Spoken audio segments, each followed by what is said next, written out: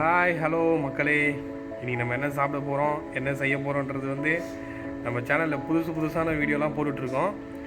இன்றைக்கி வந்துட்டு chicken cutlet செய்ய போகிறோம். நம்ம அதுக்கு உண்டான பொருள்லாம் வந்து இங்கே நிறைய இன்க்ரீடியன்ஸ்லாம் நிறைய இருக்குது.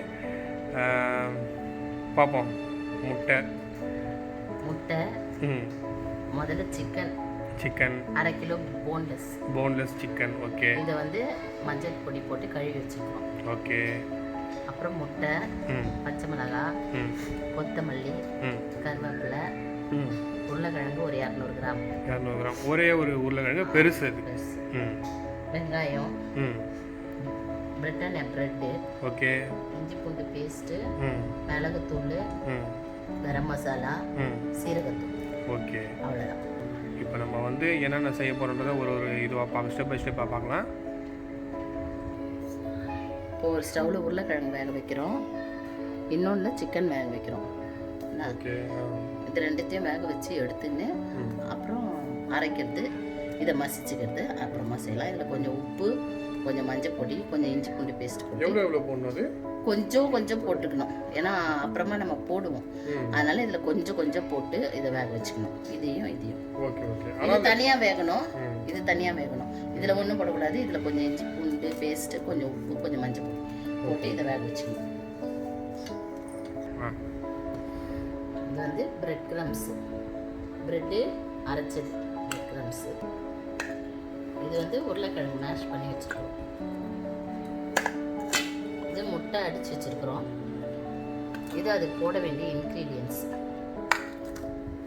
நான் உங்களுக்கு சொல்ல மறந்துட்டேன். சிக்கன் வேக வச்சு அரைக்கும் பொழுது காஞ்ச மிளகாயும் சோம்பும் போட்டு அரைக்கணும். எவ்வளோ போடணும்? சோம்பு கொஞ்சமாக, காஞ்ச மிளகாய் ஒரு 2. ஏன்னா பச்சை மிளகாய் போடுறோம், மிளகுத்தூள் போடுறோம் இல்லையா, அதனால காரம் அதிகமாக இருக்கக்கூடாதுன்றதுக்காக இதில் ஒரு 2. இப்போ இதை எல்லாத்தையும் நம்ம என்ன செய்யணும், வதக்கிக்கிட்டு எடுத்துகிட்டு வரணும். கடாயை நல்லா காஞ்சிட்டு இருக்கு.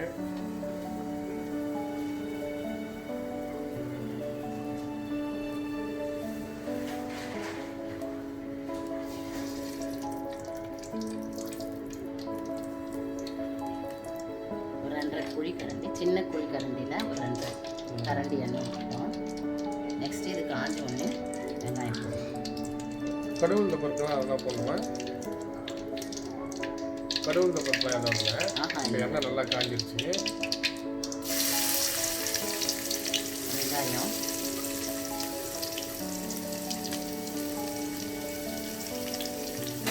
அப்படியே கூட போடலாம். அது ஒரு பச்சையாக இருக்கிற மாதிரி இருக்கும் வெங்காயம்லாம்.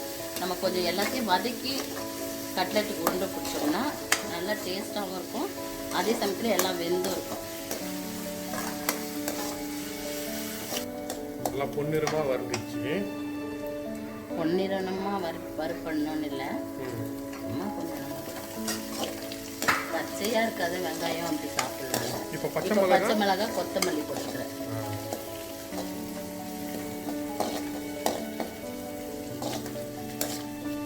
போதும். இப்போ அரைச்சி வச்ச சிக்கன் வேக வச்சு எடுத்து அரைச்சி வச்சிருக்கிற சிக்கன். அதில் என்னென்ன இருக்கு? சிக்கன், காஞ்ச மிளகாய் 2, கொஞ்சம் சோம்பு.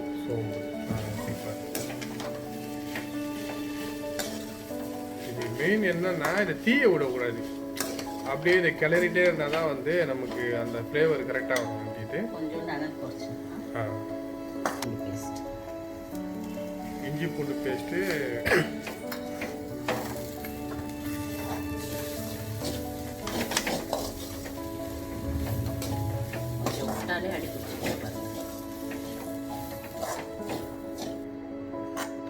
சும்மா கொஞ்ச நேரம் வதக்குனா போதும். நல்ல சிம்மில் இருக்கணும். மேஷ் பண்ண உருளைக்கிழங்கு போட்டு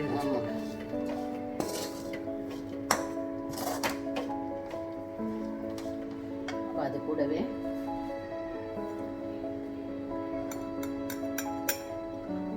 சீரகத்தூள் கொஞ்சம், மிளகுத்தூள் இந்த அளவுக்கு போட்டுக்கணும். ஒரு ஸ்பூன் அளவுக்கு போட்டுக்கோங்க.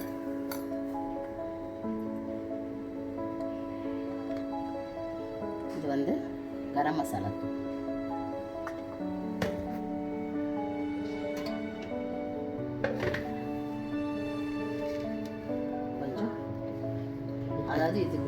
தேவைக்கு ஏற்ற அளவுக்கு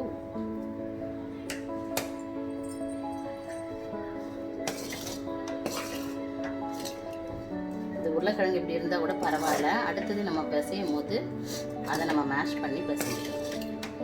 அடிப்பிடிக்கூடாது, அந்த அளவுக்கு நீங்கள் கிளறணும். இப்போ நீங்கள் இது இப்படி இருக்குதுன்னு நினைக்காதீங்க, உருண்டை பிடிக்கும் போது அது கரெக்டாக வந்துடும். பிரெட் க்ரம்ஸ் கொஞ்சம் போட்டுக்கணும். உப்பு பத்தலை அப்படின்னா தேவைக்கு நீங்கள் போட்டுக்கோங்க. கொஞ்சம் சாப்பிட்டு பாருங்கள், போட்டுக்கோங்க.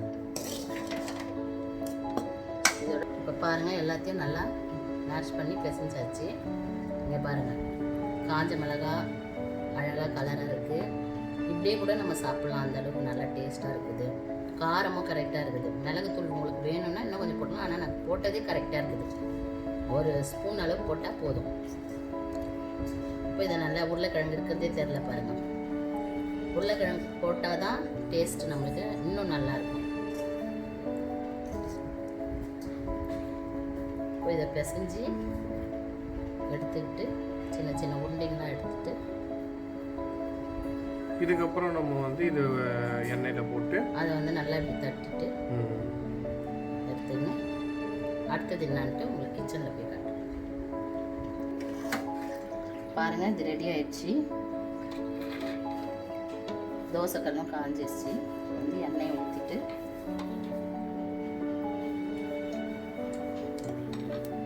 அது காயத்துக்குள்ள அதில் போட்டு எடுத்து எக்கில் போட்டுட்டு பிரெட் க்ரம்ஸில் போட்டுட்டு தீயை வந்து குறைச்சிக்கணும். ஏன்னா கருப்பாயிடும். உள்ளே இப்போ வேகணும் அப்படின்றதெல்லாம் இல்லை, ஏன்னா நல்லா வதங்கி இருக்குது. பச்சையாக இருந்தால் தான் நல்லா வேக எடுக்கணும். இப்போ வந்து 5 இது வச்சுருக்காங்க. நல்லா ஃப்ரை பண்ணணும். இது ரொம்ப டீப் ஃப்ரை பண்ண தேவையில்ல, ஓரளவுக்கு ஃப்ரை பண்ண போகணும். ஏன்னா ஆல்ரெடி இது வந்து நல்லா வெந்திருக்குன்றதுனால ரொம்ப டீப் ஃப்ரை பண்ண தேவையில்லை. இந்த அளவுக்கு வெந்துட்டா ஓகே வேண்டியது. இது 2 பக்கமும் வேகணும். இப்போ பார்த்தீங்கன்னா அழகாக உங்களுக்கு ஃபஸ்ட்டு சொன்ன மாதிரி தான். ரொம்ப டீப் ஃப்ரையாக வந்து நீங்கள் போட்டிங்கன்னா ரொம்ப தீஞ்சிரும். ஒரு மாதிரி கருகிருச்சுன்னா அது கொஞ்சம் கசக்கிற தன்மை மாதிரி ஆகிடும். நீங்கள் அதுக்குள்ளேயே வந்து நீங்கள் இதை திருப்புறது தான் நல்லது. இப்போ வந்து கட்லெட் ரெடி ஆகிடுச்சு. இப்போ பிளேட்டில் மாற்றி வச்சுருக்கோம். இப்போ இதுக்கு வந்து மயோனஸ் வந்து ரெடி பண்ணிகிட்ருக்காங்க. மயோனஸ் ரெடி பண்ணுறதுக்கு என்னென்ன இன்க்ரீடியன்ட்டுன்றது வந்து எல்லாம் மிக்சியில் போட்டு ரெடி பண்ணிட்டாங்க ஆல்மோஸ்ட். அதை எடுத்துகிட்டு வந்து இது கூட மேட்ச் பண்ணி வைக்கிறேன் பாருங்கள். இப்போ வந்து கட்லெட் வந்து ரெடி ஆகிடுச்சு. கொஞ்ச நேரத்துலேயே வந்து மயோனஸை வந்து ரெடி பண்ணி கொடுத்துட்டாங்க. இது கூட வச்சு நம்ம சாப்பிட்டு உங்களுக்கு எப்படி இருக்குன்னு சொல்கிறேன்.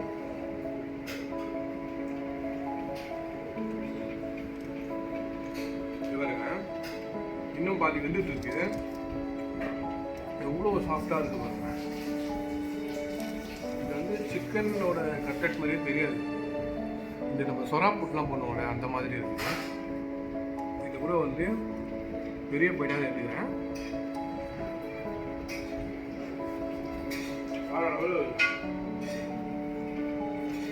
எடுக்கிறேன்.